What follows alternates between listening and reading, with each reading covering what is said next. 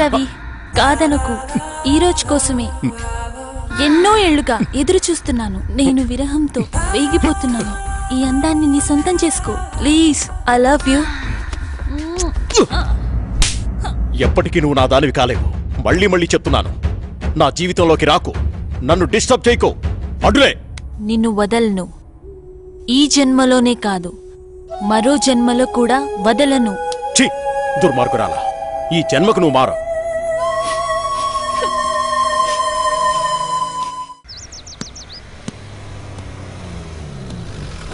మామయ్య, ఏరా బాగున్నావా?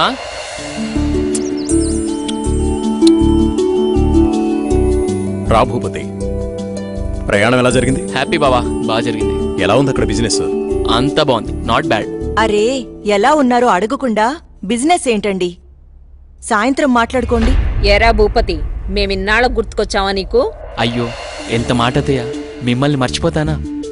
అసలు మర్చిపోగలనా? అమ్మా నాన్న లేని మమ్మల్ని అన్నీ మీరే పెంచారు. ఏదో పని ఒత్తిడి వల్ల తప్ప మరేం కాదు.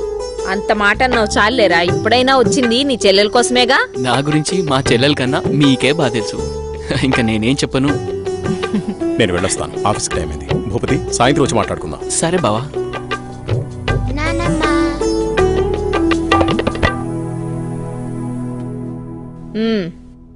ఏంట్రా విశేషాలు? అక్కడ అందరూ బాగున్నారా? నీ ఆరోగ్యం అది ఎలా ఉంది? అందర్నీ ఇక్కడికొచ్చి ఉండమంటే ఉండరు. కనీసం పిల్లలనైనా ఇక్కడ ఉంచరా? ఎంత మాట అన్నారు అత్తయ్య. మీరు కోరినట్టే పిల్లల్ని ఈసారి మీ దగ్గర ఉంచుతాను, సరేనా? రజనీ, అన్నయ్యకి కాఫీ తీసుకుని. అలాగేమ్మా. అబ్బాయి గారు వచ్చారంటే ఇక నాకు పండగే పండగ. మీ ఆరోగ్యం? నా ఆరోగ్యానికి ఏమైంది? శుభ్రంగా ఉన్నా. సరే గాని వెళ్ళి ఫ్రెష్ అప్ అవు. సరే, ఫ్రెష్ అప్ అయి వస్తా. అబ్బాయి గారికి గుత్తొంకాయ కూర అంటే ఇష్టం కదా, వచ్చే లోపల తయారు చెయ్యి. వెళ్ళు. సరే అత్తయ్య.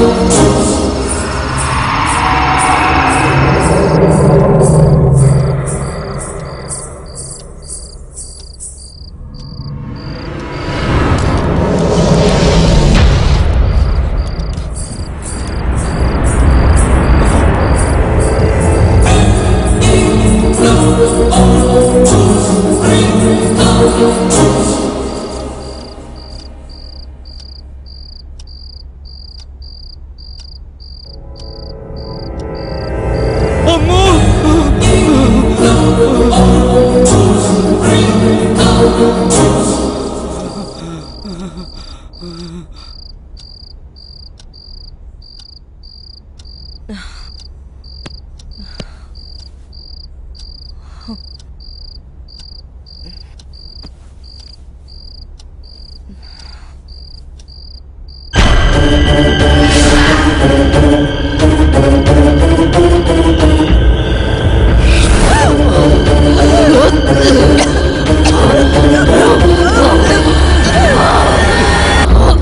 చంద్ర అర్ధరాత్రి నీకోలా? ఏమండి, దెయ్యమండి, నిజంగా దెయ్యమండి. దెయ్యం నా గుండెల మీద కూర్చొని నన్ను చంపబోయిందండి. నాకు చాలా భయంగా ఉందండి. ఈ కాలంలో దెయ్యాలేంటి? ఏదో పీడకల కనుంటావు. నీళ్ళు తాగి పడుకో. నిజంగా అండి, నిజంగా దెయ్యం. చంద్ర వదిలే, అనవసరంగా కాల్ చేయకు. అంత భయం ఎందుకు? నేనున్నానుగా, పడుకో. కాదండి, పడుకో చంద్ర.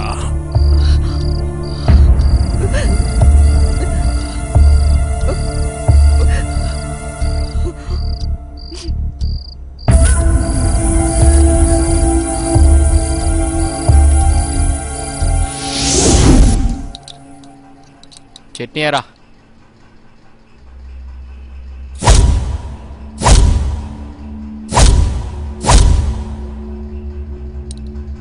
అక్కడే. అమ్మగారు, ఏమైందమ్మా? అన్నయ్య, రాత్రి దెయ్యం నన్ను చంపేబోయిందన్నయ్య. ఆయనకి చెప్పినా నమ్మట్లేదు. ఈ రోజుల్లో దయ్యాలేంటమ్మా? బావుగారు ఈ విషయంలో కరెక్టే. అయ్యో అన్నయ్య, నువ్వు కూడా నా మాట నమ్మట్లేదు. ఎప్పుడో లేంది ఇప్పుడెందుకు చెప్తానన్నయ్య? నిజం, దయ్యం తిరుగుతుంది ఇంట్లో. అవును చిన్నబాబు, నేను కూడా చాలా భయపడ్డాను. ఎందుకో తెలియదు గాని నాకు కూడా దయ్యం ఉందనిపిస్తుంది బాబు. అవును, ఈ ఇంట్లో ఏదో జరగబోతోందన్నయ్య. మీ బావ నువ్వు నమ్మట్లేదు. ఏం జరుగుతుందో ఏమో. అమ్మగారి ముఖంలో ఇంత దిగులు నేనెప్పుడూ చూడలేదు. మీరే ఏదో ఒకటి ఆలోచించండి బాబు. సరే సరే, మీరు అలా అధైర్యపడకండి. అంతా నేను చూసుకుంటా. పిచ్చి ఆలోచనతో మనసు పాడు చేసుకోకు. నేనున్నాగా. చిన్నబాబు, మా ఊళ్ళో ఓ సాయబు ఉన్నాడు. వాడు ఎలాంటి దయాన్నైనా ఇట్టే వదలగొట్టేస్తాడు. నన్ను వెళ్ళి అతన్ని తీసుకురమ్మంటారా? సరే, ఇద్దరం వెళ్దాం. అలాగే బాబు, సాయంత్రం వెళ్దాం.